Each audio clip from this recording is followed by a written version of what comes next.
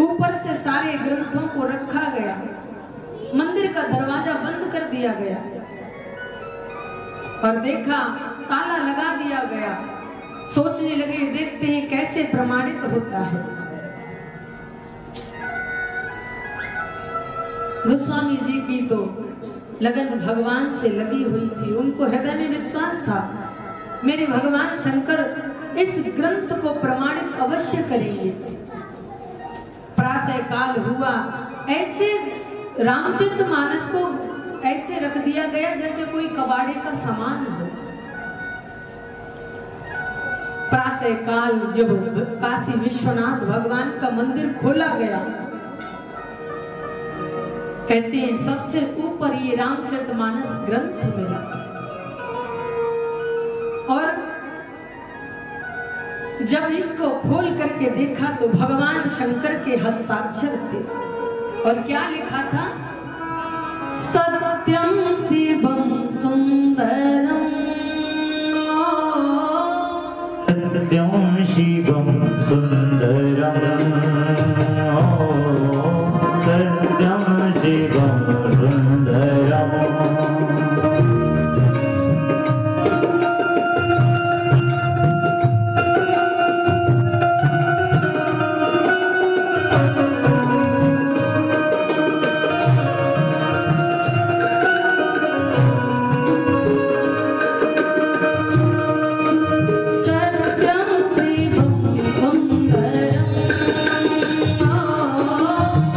सत्यम शिवम सुंदरम, सत्यम शिवम सुंदरम,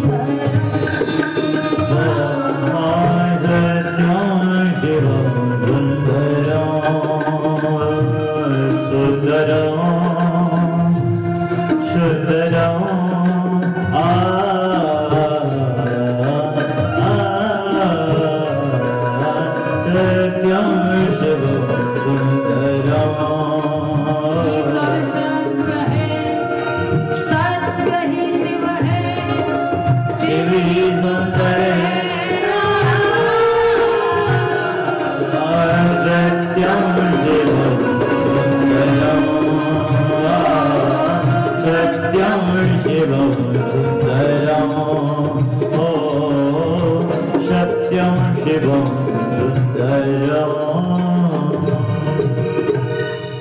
बोलिए शंकर भगवान की। इस प्रकार ये ग्रंथ भगवान शंकर के हस्ताक्षर, आहा गोस्वामी जी तो नाचने लगे जब ये ग्रंथ, क्योंकि देखो भगवान कहते हैं भक्त मेरा क्या है? भक्त तो मेरा सिर का मोर है। भगवान कहते हैं भक्त मेरा सिर का मोर है। भगवान कहते मेरा मान भले टल जाए लेकिन मैं अपने भक्त का मान कभी टलने नहीं दूंगा। और गोस्वामी जी की बात को भगवान शंकर ने रख लिया। ओहो, अब तो इस ग्रंथ को जब भगवान शंकर ने प्रमाणित कर दिया, बस जन जन में इस ग्रंथ की चर्चाएं होने लगी।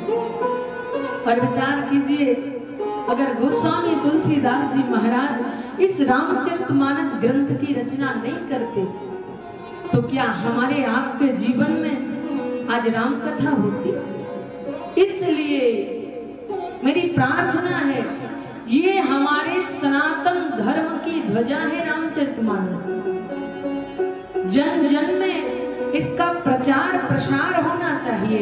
हर घर में रामचरितमानस का पाठ होना चाहिए। हर बालक रामचरितमानस की चौपाइयों का गायन करे। घर घर में अपने बच्चों में ये संस्कार दीजिए। अपने परिवार में रामचरितमानस को गुनगुनाइए। सुंदर सुंदर भावों में, सुंदर सुंदर रागों में चौपाइयों को गाइए। प्रत्येक बालक हनुमान चालीसा का पाठ करे। अपने सनातन धर्म के प्रति हमें जागरूक होना चाहिए। ये जीवन का परम धर्म है। बोले राघवेंद्र सरकार की। देखिए, हम आप इस कथा को सुनने के लिए एकत्रित हुए हैं। और ये कथा जीवन का कल्याण करने वाली है। इस कथा को समझना बड़ा मुश्किल है, लेकिन अगर हम जीवन की चतुराई को छोड़ करके देखिए, जैसे हम भगवान के मंदिर में जाते हैं, कभी कोई मंदिर जाता है तो हम जूते चप्पल उतार करके जाते हैं ना। इसी प्रकार अगर हम भगवान की कथा में आए हैं तो तर्क रूपी जूते चप्पल बाहर उतार करके आओ, कथा में एकदम खाली होकर के आए। किस लिए? अगर हृदय का स्थान खाली होगा तो भक्ति उसमें विराजमान हो सकती है। यहाँ तुलसीदास जी कहते हैं कि जो श्रद्धा सम्मल रहित नहीं संतन कर साथ, तेन कहु मानस अगम अति, जिनहिन प्रिय रघुनाथ। बड़ी समझने की बात है बंधु। अहंकार रूपी जूते चप्पल बाहर रह जाएं, तब हमें ये कथा सुनने। और देखिए, ये कानून श्रोता और वक्ता दोनों के लिए है। कथा में कभी तर्क नहीं करना चाहिए। राम कथा समझ में आएगी कब? जब हमारा अहंकार चूर चूर हो जाएगा। राम के जीवन को समझने के लिए साथ साथ में अपने जीवन का दर्शन करने की। तुलसीदास जी को जो सुख मिला वो क्या है? स्वांत सुखाए रघुनाथ गाथा।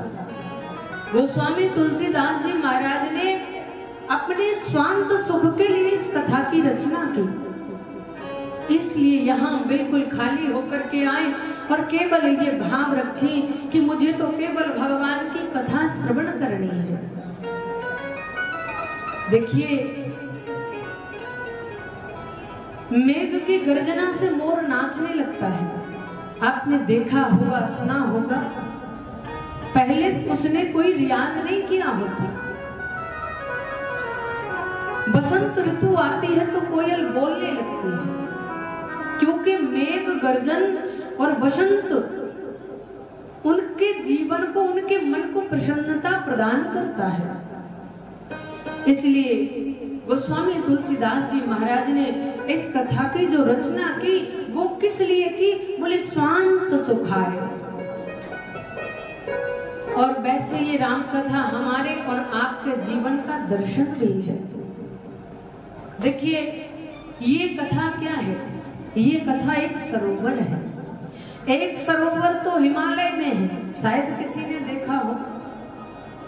और ये कथा भी, एक राम कथा भी एक सरोवर है।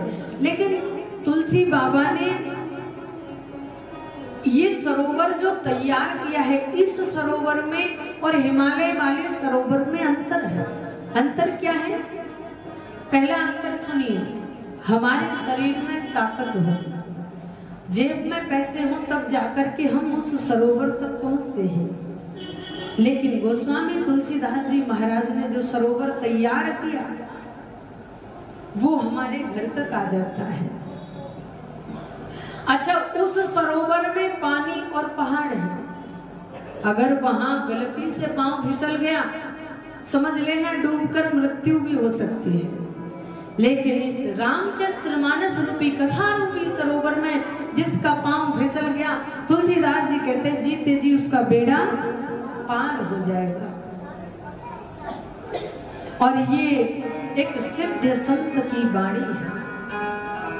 उस सरोवर में पानी और पहाड़ है, और यहाँ इस सरोवर में एक सिद्ध संत की वाणी है जो जीवन का कल्याण करने वाली है।